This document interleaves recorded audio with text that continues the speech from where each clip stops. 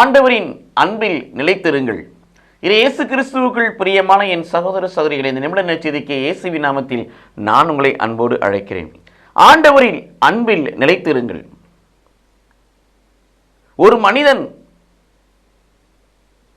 நீதித்தன்மையில் நிலைத்திருக்கின்ற பொழுது, ஒரு மனிதன் இறை மகிழ்ச்சியில் நிறைந்திருக்கின்ற பொழுது, ஒரு மனிதன் கடவுளுடைய அன்பை பெற்றுக்கொண்டு பேரன்பை வெளிப்படுத்துகின்ற பொழுது அவன் ஆண்டவரின் அன்பில் நிலைத்திருக்கிறான்.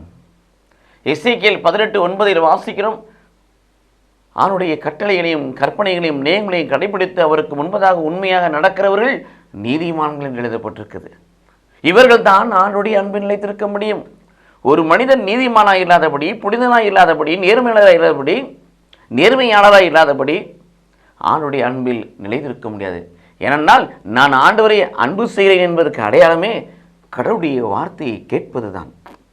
மட்டுமல்ல பிரியமானவர்களே, இறை மகிழ்ச்சியினால் நிறை மகிழ்ச்சியினால் அவர்கள் நிரப்பப்பட்டிருப்பார்கள்.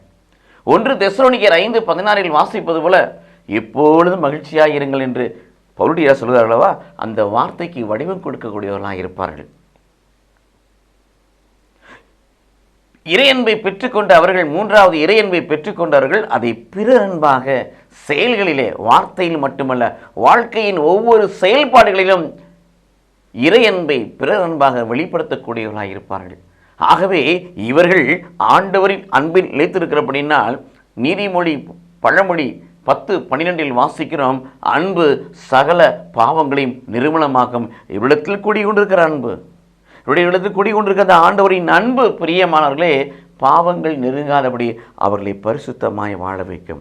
ஆகவே இத்தகையோரே ஆண்டவருடைய அன்பில் நிலைத்திருப்பவர்கள்.